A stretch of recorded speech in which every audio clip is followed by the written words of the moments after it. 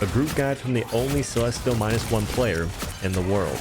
Let's begin with your walls. The small ones damage enemies if they're facing the wide side and they're close enough to it. The more walls you have facing different angles, the more damage enemies take if you or your allies hit them near said walls. The big wall gives you shields if you or an ally hits an enemy within a certain range. And for both your walls to do anything, you have to be somewhat close to it. If you're more than 20 meters from your wall, you won't awaken it, which mostly applies to your shield wall. People use that idea or information and then put their wall outside of the fight and keep that up so they can get shields the whole fight. It can be helpful to have it outside of the fight sometimes, but you can also try and place it off-centered in the fight so it's not just going to be a flat wall that anyone can break easily. Instead, you off-center it like this, so maybe less folks will shoot it. You can then wall people off, isolate them, and get a pick this way, versus just having extra shields in a fight that won't really mean a whole lot since Groot is massive. Nice. Wait, our Groot's goated. You're such a huge character, you'll get bursted down regardless. The shields are nice, but you'll mostly be blocking damage with your walls. How to use your walls offensively on Groot? It's pretty straightforward. In the most basic sense, you just place one behind an enemy. I keep saying ally. An enemy running away from you. It'll mess up their movement, block them off their teammates that are trying to heal them, because in most cases, you're facing folks that are sort of in the front lines, and their support will be behind the walls, and their heals don't go through them. If the enemies break your walls, then what? Well, you build more than one wall. That's where you can bust out the shield wall, as I call it, and offset it a little bit, wall off the enemies, maybe build another wall. That way, if they're trying to escape, they're getting hit by 2 thorn walls at one time, and they try and go right, they can't. Try and go back, they can't. They go left, they have to angle off it even more. Now your walls, or your thorn walls, can be placed at 3 different angles. You have straight up, ramp, and then floor. If you place your small wall on a wall, it'll go horizontal for you with no extra inputs. And when building any wall, if you hold the build button and then move your camera in the direction you want to build it, it'll make more than one. Just know you only have 2 wall charges at once, and you can have 3 small walls active at one time. So 3 small walls, and you have your singular big wall. Movement with walls. Build walls vertically underneath yourself to avoid damage. The same thing goes for your teammates. They get ulted, wall them up. Enemies might be a little confused, and it may save your allies. It also helps you avoid enemy Groots that are walling you off from your team. You can wall yourself up and escape. Sometimes a single ramp is good enough to get certain high grounds. Other times you need 2. But there are cases where a single vertical wall will help you because a vertical wall is taller than a ramp. Other times you need to have 2 vertical walls, which is super niche, but at least now you know. Horizontal walls aren't really used for movement that much. There has been one time where I camped out on a high ground in the skybox, essentially on a wall like this, dropped down with ultimate, and it was kind of sick. But most of the time, I can maybe wall off a jump pad, or I just place them above doorways and get some free damage, because why not? The goal on Groot is to box out enemies, but not a full box, more of a quarter box. This right here is good enough in some situations. Sometimes you need to build a bit more of a wide box. And here, you can wall enemies off from their supports. If they have a Luna ult going, a Mantis ult going, you can still isolate one person and kill them, which is massive. Groot's auto attack has a 20-meter max range, does good damage, and is super easy to land. I take out Storms and Iron Man all the time because they're too close. Speaking of being close, if you're right next to an enemy, you can weave in a melee after every basic attack or Vine Strike. Looks like this. That's much faster, or relatively faster, than simply sitting there and having to shoot this many times. And it saves you 1 ammunition, I believe. So it'd be 1, 2, 3. You only get 8 shots, so saving ammo where you can is helpful. Now your 3rd melee attack will launch enemies in the air and give you a longer duration until you can attack again.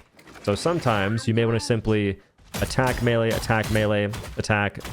attack, and then go back to melee weaving. Now, moving on, we have your Thorn bomb thing that you can also weave into your basic attacks. You left click, well, if I have the cooldown off, left click, right click. This is an animation cancel. If we use everything we've learned so far, it looks something like this.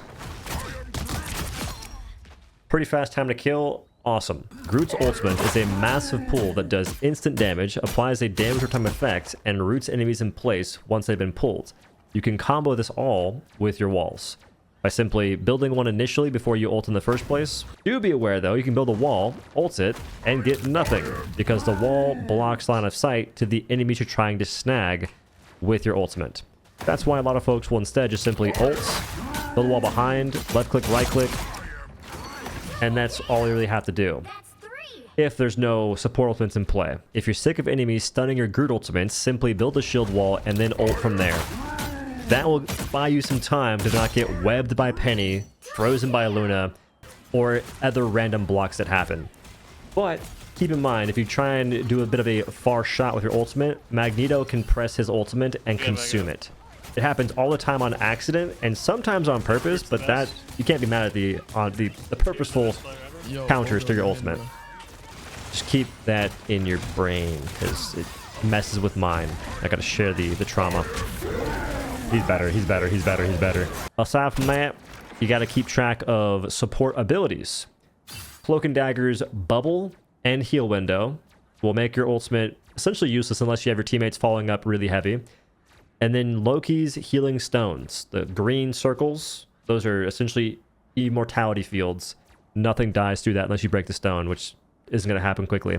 I'll touch on some more complex topics real quick. If a Magneto's ulting your supports, if you try your best, you can sometimes wall them off.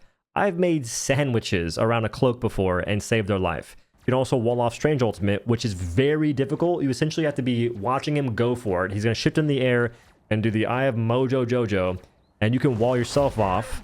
And if that happens, you can then be alive, be not concussed, and wall up your teammates to help them not die to damage if you're fast enough. When should you swap off Groot or keep playing him?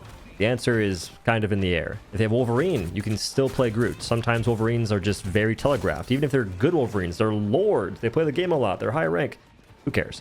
They will do the same thing fairly often. They'll pop their damage reduction ability, they'll use their dash, and then try and kidnap you. If you wall the dash, they're gonna try and kidnap a wall. They can't, it's not how that works. Now if you're getting dunked on by Wolverine, you might want to swap. I think the thing that's the scariest when you're playing Groot would be a Rocket plus Punisher. That's tough. Still possible to play against, but very freaking tough. That's one of those things that I just swap because I don't want the headache. Bucky is a character that is super easy to play into when you're on Groot. Most of the time. Because what they're going to do is charge their hook. They're going to see you. If you see them, you're going to wall. They can still hit you. And they're going to pull you into the wall. And then you're fine. I have been hog hooked 2.0 or 1.0 around a wall before, which was not great. I think it lost us the game. But that rarely happens. Most of the time, I wall, I get pulled into it, or just blocks hook entirely and I'm chilling. So Groot's very good in a Bucky. And if Bucky's ulting, if you build walls close to yourself like so, well, if you're like this, a lot of times he'll hit the top of it and it won't hit you. You can break Penny's Mind Spawner instantly if you put a wall underneath it. Small wall, big wall, doesn't really matter. So your job on Groot is to break that if you can reach it without dying. You can also kill Mantis through her ultimate if you have 2 walls built before you ult. You can have your teammate shoot her too, but this is how you can do it by yourself. If Namor ults, you can make a wall in the very middle of it and block the damage. Here, I don't think I did it correctly, because if he's close, it's borderline impossible. You have to have some time to have the wall actually build all the way, and it catches Giganto and prevents all damage to anyone else. Very tough to do, though.